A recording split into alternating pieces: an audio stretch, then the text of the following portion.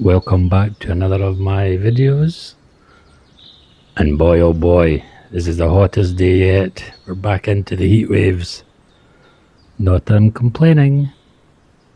It's a long time in the winter, so we take as much as we can, but we need to seek out the shade today. Now, we're in Leafy's Wood, and I'm going to read you out another chapter in one of my favourite books. It's John Humphrey's Old Poachers, Poacher's Tales. Here's a chapter I think you would like. It's titled 3 Poachers. It's from James Knight, a retired Somerset keeper. Words of wisdom which reveal a deep knowledge and love of the country life. 3 Poachers. Poachers. There are 3 types. The genuine old sod, a part of the countryside, satisfied with the odd hare or bird, his interest being the humble rabbit, seldom carries a gun and never violent, knows as much about the estate as the keeper, if not more, can be helpful, would make a first-class keeper. Number 2, the misfits. Usually work in gangs of 2 or 3, no knowledge of woodcraft, carry guns and can be violent when cornered. The nuisance and unrest they cause outweighs their bag. Easier to catch than number 1. Number 3, well planned. Distance no problem. On Primrose Day, man, wife and little daughter on the estate, picking flowers, but taking note of release pens, ditches, bridges, etc., etc. The pathfinders, they are armed with something the keeper is not. They know when they are coming and the keepers don't. They are experts at their job. The modern keeper is his own worst enemy. He has been taught to think like a keeper. You should think like a poacher, and watch in woodcraft as a poacher. Get out and about on foot at unearthly hours and be seen by headlights in all sorts of places at all sorts of times. Word does get around.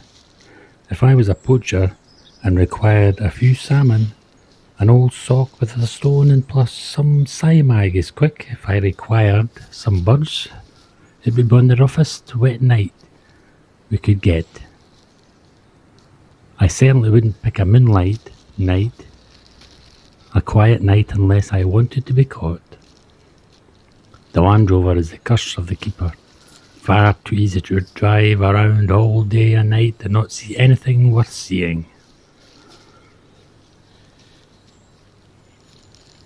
Dealing with poachers. If confronted by the village poacher, I always come away a wiser man.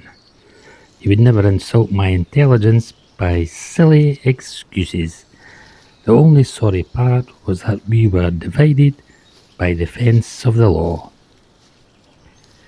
If confronted by 2 poachers with guns, the first thing to do is demand they unload them, then I unload mine. Sum up quietly if there is a fight in them. Usually not. If you sense that there is an act, quick and fast, floor one, swing to the other and shout, "Do you want the same? Come on, do you want the same?" Usually they don't. If confronted with 3 poachers, I must have my back to a tree. 3 means there is likely to be trouble, and there may be hiding coming your way. Boot into one of them, fist into another one, and the third often says, "Okay, I give up, I won't fight." You must be quick and to take advantage of surprise. If there's a 4th one or more, it's a bloody silly keeper who thinks a fight is the answer. Don't run away. Pluck up courage and try to converse with them. Get them on their way. There's always another day, but if you catch them with their loot, that's a different matter. Shout, panic them by calling for other keepers, even if they don't exist. Get them running with their swag, fire a shot in the air, and they will drop some of it. Call Jack, Bert, Bill, and at 70 yards, your damn gun accidentally fires low. More booty dropped, and that is probably the last you see of them. Mind you, I was 6 feet 3 inches and 15 stone in weight, and as good as they come. The Porching family. Then as now, poaching tended to run in the blood of certain families, from the youngest to the oldest and stretching back many generations. Hearing nothing but poaching yarns and tricks from their mother's knee, it is not surprising they were more than willing to join in at the earliest opportunity. What was presented to them as exciting adventures and hairbreadth escapes. They were taught the underlying principle that game was the rightful spoil of anyone who could take it. Children poachers. Such children were not long waiting for apprenticeship. The traditional first employment as bird starver at a penny a day gave legitimate access to the fields and preserved grounds. Their sharp eyes could spot a sitting bird in a hare track more quickly than most. They could hide their small persons in the tiniest of nooks, and whistle or sing a warning of approaching officialdom, as well as an idle and with less chance of arousing suspicion. The Victorian moralist was at the pains to point out the hardships of poaching, as well as being damned to eternal fires.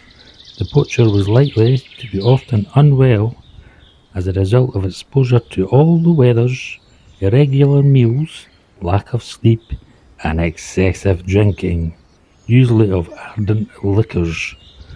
He was regarded by respectable folk as an outlaw and generally mistrusted and shunned, although admired by a very few who envied his disrespect for the law, but dared not follow his example.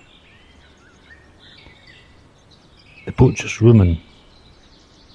The poacher's wife was a subject of sympathy, for the only time she saw her husband he was likely to be drunk, and of course he was out at night about his business. She found what money she could by going through his pockets when he was incapable, and more often than not was buffeted by her pains when the good man discovered his loss. When he failed to return home, it was not for the common reason of being with another woman, but because the keepers had bagged him and marched him off to the police station.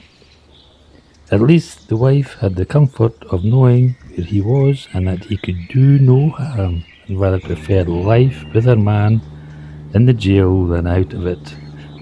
She dreaded his return though, for not only would he be as surly as before, but he would not be a man with a grudge, and she could but guess and fear as to how he would seek redress for his punishment.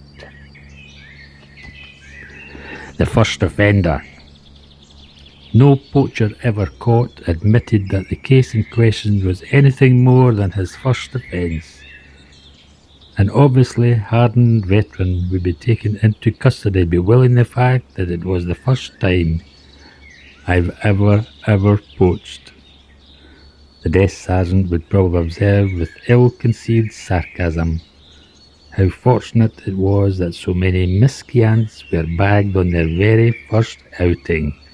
The keepers were to be heartily congratulated that they kept poaching to much a low level by nailing every poacher in his first time out.